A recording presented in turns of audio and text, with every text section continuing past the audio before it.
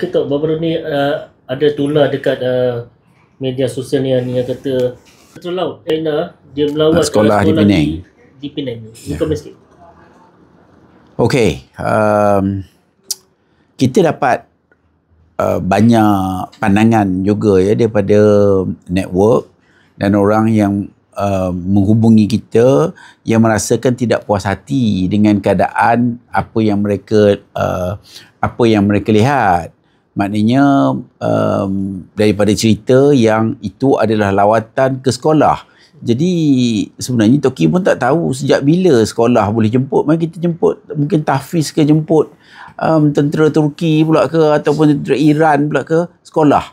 Jadi kita pelik lah, benda ni benda yang macam menimbulkan persoalan. Lepas tu kita tengok juga yang dikibarkan adalah bendera China. Saya tidak ada masalah dengan China, saya boleh je bercakap Cina pun. Tapi di luar sana, ini adalah perasaan yang ditimbulkan oleh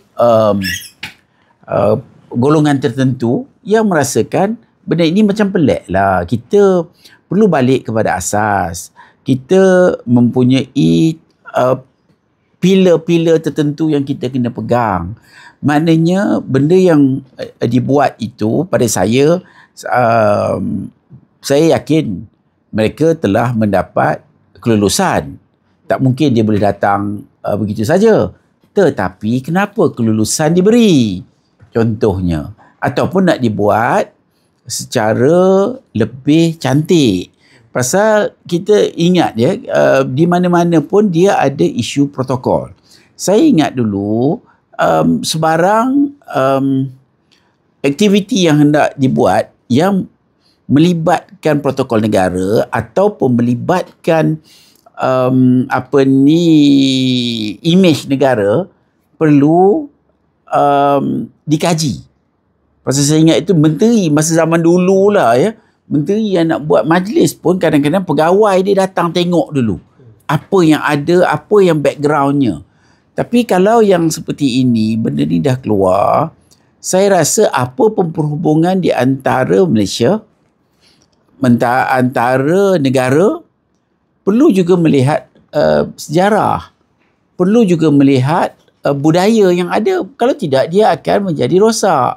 Dia akan menjejaskan perasaan. Dan yang paling penting adalah perasaan rakyat yang berhadapan dengan keadaan-keadaan yang sensitif inilah. Jadi kita kena saya haraplah ya, polisi mesti jelas. Pasal hari ini, kalau dulu zaman dulu, kalau contohnya tulisan kerjaan, mesti dalam bahasa Malaysia, bahasa dalam perlembagaan. Ya, tapi sekarang ni dah tak kisah apa benda dah. Dia tulis pada kerajaan pun dalam bahasa Inggeris pun tak ada apa. Bukan saya mengatakan benda itu salah, tapi kita harus mempunyai polisi yang jelas supaya mudahkan rakyat. Mudahkan rakyat. Kalau tidak, rakyat pun tak faham. Mana yang lebih kan, nak cerita tanglong lah, nak cerita lion dance lah. Bukan tak boleh, tapi dia kena ada priority. Contohnya Dragon Dance. Dragon Dance ya. Tarian singa. Yang kita tengok setengah-setengah pihak nak jadikan ia satu budaya. Kita pun jadi cinggir lah, benda-benda seperti ini yang pada saya perlu diteliti. Kita perlu ada arah tuju yang jelas. Kalau tidak, maknanya satu hari esok kita pun tak tahu jadi macam mana. Sedangkan kita ada perlembagaan yang perlu dituruti. Jadi saya rasa saya meminta para ahli parlimen sendiri harus bangkit untuk mempersoalkan perkara-perkara ini yang saya lihat boleh membawa kesan negatif. Menteri kata dia bukan tentera China tapi pelajar universiti. Itu tak berapa nak betul, pasal kita tengok gambar-gambar lah, daripada gambar kan, gambar yang macam tentera, pakaian tentera tu, tak tahulah menteri mungkin dapat maklumat lebih tinggi daripada kita, tapi daripada apa kita lihat, saya rasa benda ini harus diambil kira. Harus diambil kira pakaian macam mana, bendera macam mana, kalau buat dia pakai bikini, macam mana? maknanya ada protokol lah.